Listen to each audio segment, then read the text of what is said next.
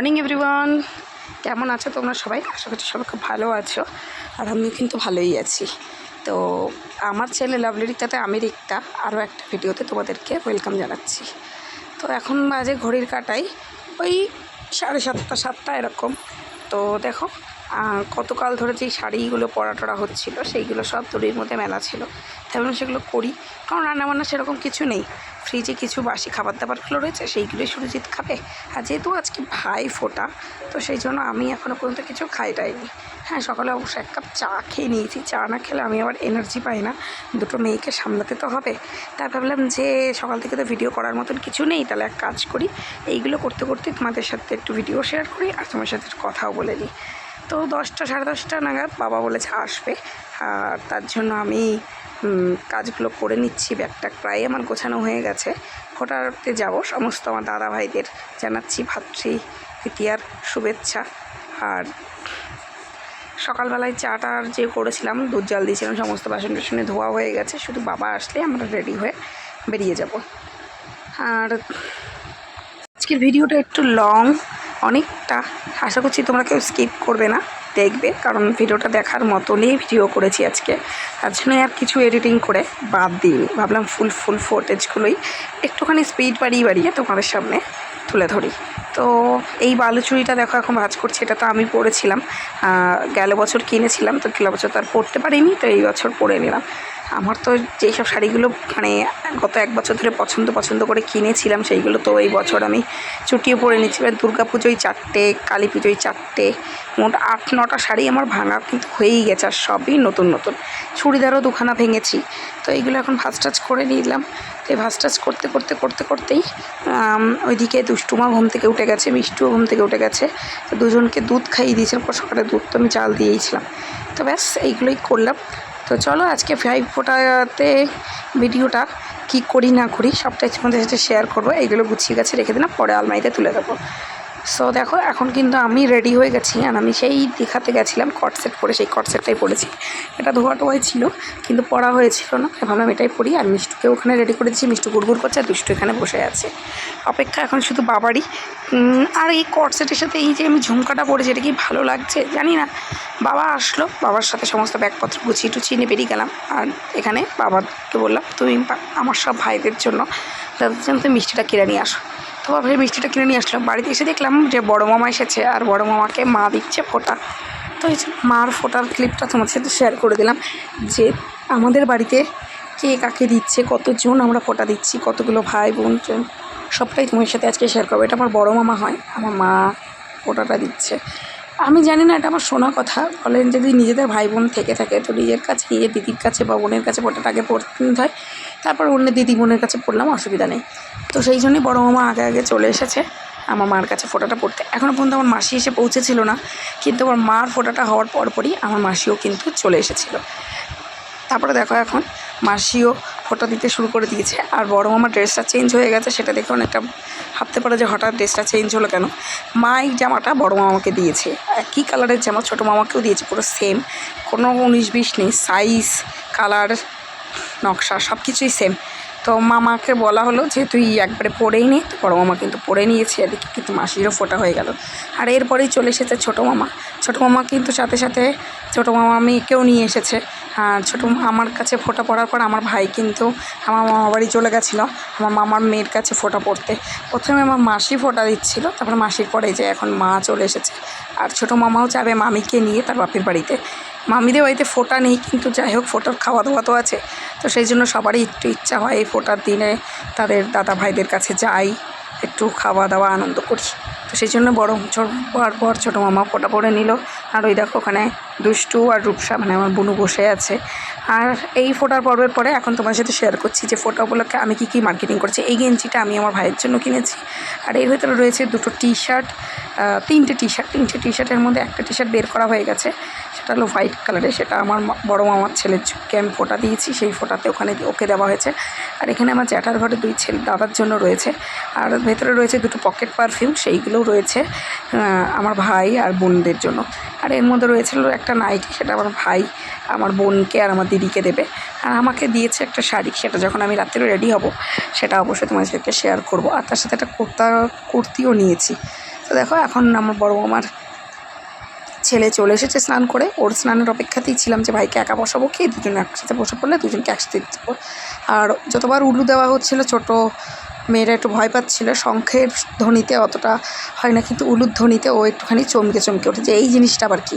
তো ভাইকে ফোঁটা দিলাম, ভাইয়ের পরে চলে আসলো, এটা আমার মামার ছেলে, বড় মামার ছেলে, ভাই হয় আমার।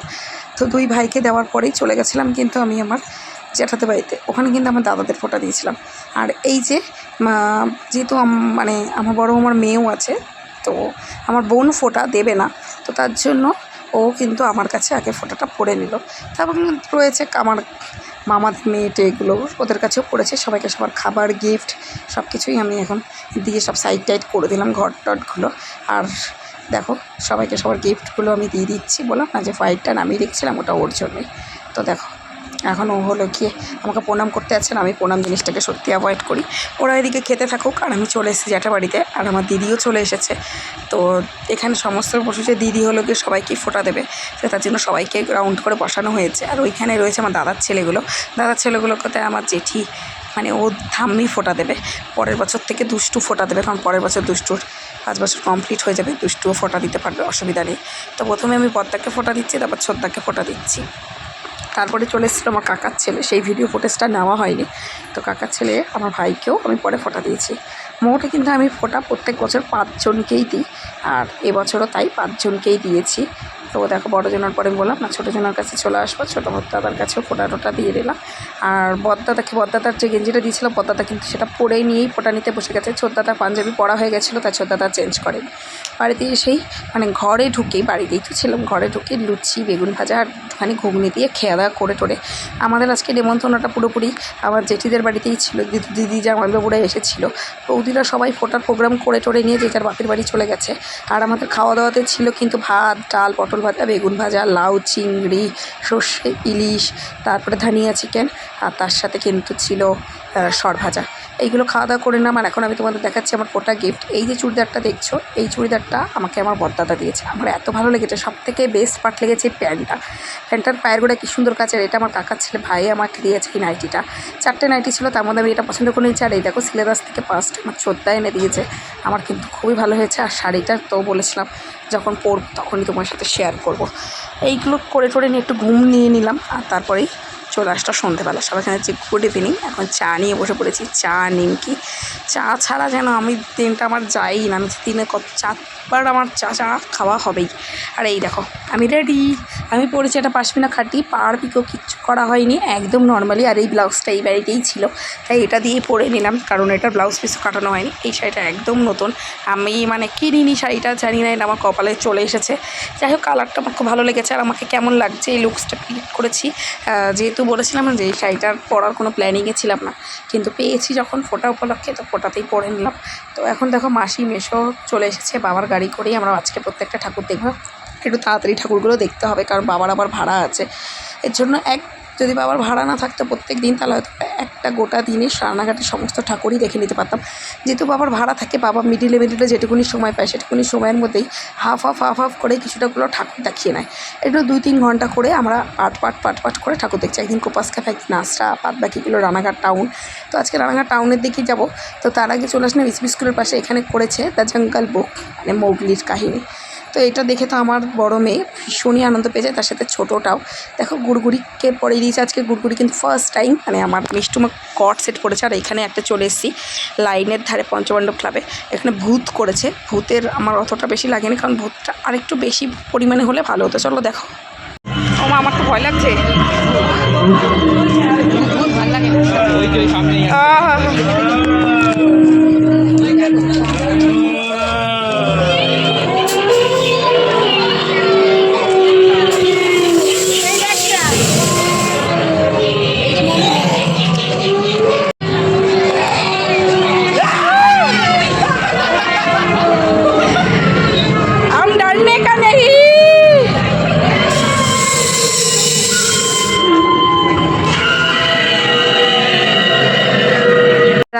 একটা ঐতিহ্য আছে যে দুর্গা পুজোতে চিলড্রেন্স পার্ক আর কালী পুজোতে ফ্রেন্ডস ক্লাব। তো ফ্রেন্ডস ক্লাব না গেলে কি হয়, তো চলে এসেছি ফ্রেন্ডস ক্লাবে।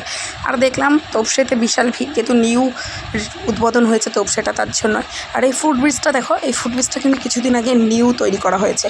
তো এই ফুড ব্রিজটা দিয়েই কিন্তু আমাদের এন্ট্রি জোনটা করেছে ফ্রেন্ডস ক্লাব মাঠের। তো এখন তখন চলে এসেছি এখানে মানে সিঙ্গাপুর না মায়ানমারের একটা টেম্পেল করেছে। আর টেম্পেলটা কিন্তু অনেকটা উঁচুতে উঠতে হচ্ছে, আর নিচেতে মনে হচ্ছে না সমস্ত মানুষ এই মাঠে এসে উপস্থিত হয়েছে। লোকজন দেখে প্রচুর ভিড় ছিল, কিন্তু না সিকিউরিটি ব্যবস্থা এত ভালো ছিল যে লাইন প্রচুর তাড়াতাড়ি টেনে গেছে। আর আমরা ফাইনালি উপরে উঠতে পেরেছি। আমার শাড়ি বেঁধে যাচ্ছিলো, এতগুলো সিঁড়ি করেছিল ছোটো ছোটো। দেখো কতটা উঁচুতে উঠেছে আর কতটা নিচুতে কিন্তু আবার নামতেও হচ্ছে। তো ভালোভাবেই আমরা ঠাকুরটা দর্শন করতে পেরেছি। আর ভেতরে ঢুকে দেখলাম অপরূপ মাতৃ প্রতিমা, এত গর্জাস লাগছিল মাকে, কি বলবো। সত্যি ভালো, মানে দুর্গা পুজোতেও যেরকম থিম থাকে একটা সাঁচের ধাঁচের, সেরকমই লাগছিল। তো ফুল অন ডেকোরেশন তো ওয়াও। আর এই দেখো, বললাম না যেখানে পাবে সেখানেই নেমে যাবে, নতুন পাটা শিখলে বা পা দেখলে যা হয়। তো কট সেট পরেও বেশ হাঁটাহাঁটি করছিল। আর এখন চলে আসছি লাইনের পারে। এখানে করেছে কিছুদিন আগে যেই আমাদের প্লেন দুর্ঘটনা ঘটলো, সেই প্লেন দুর্ঘটনাটাই। তা ভাবলাম যে চলো ফুল ভিডিওটাই করি, আর কীভাবে ওরা এটাকে ফুটিয়ে তুলেছে, তো সেটাকেই তোমার সাথে একবার শেয়ার করে দিই। চলো দেখো।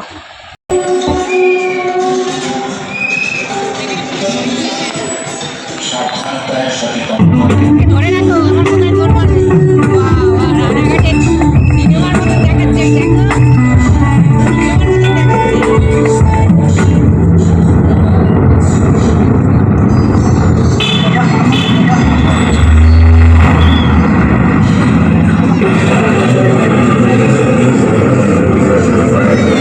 বলে নিয়ে অন্ধকার হয়ে গেছে না, বলে নিয়ে।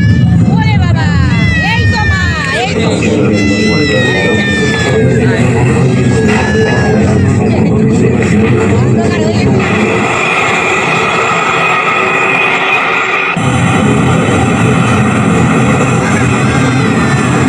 এই যে ট্রেন দুর্ঘটনা।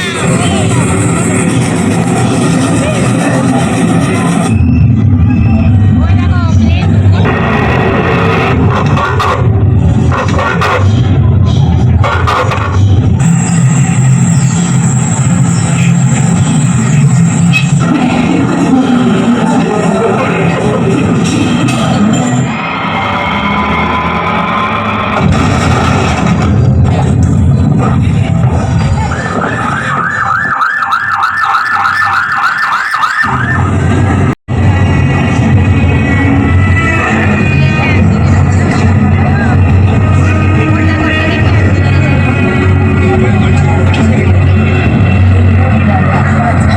এখন আইসক্রিম খাওয়া হচ্ছে। ফ্রেন্ডস ক্লাব থেকে বেরিয়ে মেয়ের বায়না হয়েছিল আইসক্রিম খাওয়ার, কারণ মেয়ে আইসক্রিম, জাম্পিং আর মিকি মাউস ছাড়া কিছুই অতটা বায়না করে না। তার জন্য মেয়ের নামে আমাদের সবার খাওয়া গেল। আর এখন চলে সেই ভাইরাল লাইটিংয়ের তলায়, যেখানে দেখে ফেসবুকে চোখ জুড়িয়ে যাচ্ছিল। তো আমিও এখানে দাঁড়িয়ে কিছু ছবি ভিডিও করে নিলাম। এটা হলো তেরুঙ্গি ক্লাবের পুজো। তো প্যান্ডেলটা খুব সুন্দর করেছে, কিন্তু হ্যাঁ আমার মামা যা গল্প করছিল যে যত ভিড় সেই লাইটিংয়ের তলায়, প্যান্ডেলে অত ভিড় নেই। তো সেমনই প্যান্ডেলেরটা করেছে পুরো, কিন্তু বাঁশ, বেড়া, চটা, বেত, এসব ঝুড়ি টুড়ি এসব দিয়ে বেশ ইউনিক, ভালো লাগলো। আর প্যান্ডেল বললাম না, প্যান্ডেলে বেশি লোক নেই, কিন্তু প্যান্ডেলের বাইরে লাইটিংয়ের তলায় কিন্তু প্রচুর লোক। আর আমিও তোমাদেরকে একটুখানি প্যান্ডেলের লাইটিংয়ের তলায় এসে দেখলাম, এত লাগছে যে ফিল্টার মেরে কাউকে ছবি তুলতে লাগবে না। তো এখন চলে এসেছি দেখো চৌরঙ্গি মোড়ের এই পুজোটা একটু দেখে নিলাম। এই পুজোটা দেখে ভেবেছিলাম যে ভেতরে হয়তো আরও অন্য কিছু থাকবে, কিন্তু না, ভেতরে পুরো ফাঁকা, সিকিউরিটি গার্ড আর মা ছাড়া আর কিছুই ছিল না। তো এটা দেখে এখন খেয়ে নিলাম লাভেলার মোড়ের বিখ্যাত রোল। লাভেলার মোড়ের রোলটাই কিন্তু সবথেকে বেশি ভালো ফেমাস হয়। আমার ঠাকুর দেখতে ঢুকেছিলাম, আর বাবা সেই ফাঁকে লাইন দিয়ে কিন্তু রোলটা কিনে নিচ্ছে। আর রোলটা আমরা এখন সবাই মিলে খাচ্ছি। আমার মাসি যেহেতু ভেজিটেরিয়ান, মাসি খায়নি, আমরা খেলাম। এখান থেকে চলে এসেছি রানাঘাট জিআরপি গেটে, যেখানে সবথেকে বড় কালী রানাঘাটের হয়।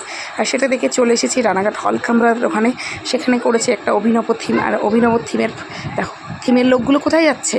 আমরা যে লাইনে দাঁড়াবো, অনেক প্রতীক্ষার পর যেন না লাইনে দাঁড়িয়ে তারপরে এই ঠাকুরটা দেখতে পেয়েছি, কারণ ওরা ওই যে বেরিয়ে গেল ব্যাক স্টেজ থেকে, অনেক পরে ওরা এসেছে। যাক, এখানে দাঁড়িয়ে অনেকটা সময় আমাদের চলে গেছে। তার জন্য আমার বাবা বাড়ি পৌঁছাতে 10:30 বেজে গেছে। আর বাবা বাড়িতে পৌঁছে ভাতও খেতে পারিনি, বাবা হলো কি ডাইরেক্ট ভাড়ায় বেরিয়ে গেছে।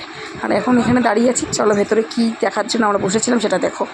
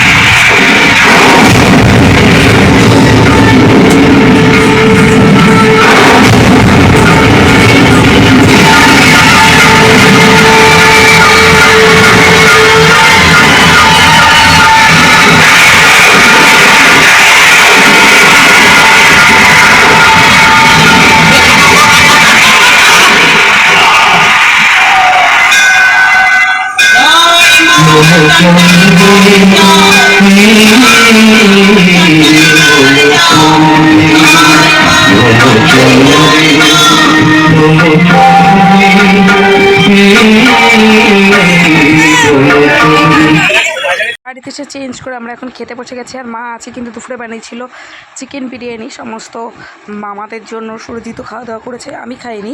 তো আমি এখন রাত্রিরে খাচ্ছি, আমি আর মেয়ে নিয়ে খেতে বসে গেছি। তো চলো আজকের এই ভাইফোঁটার ভিডিওটা এই পর্যন্তই।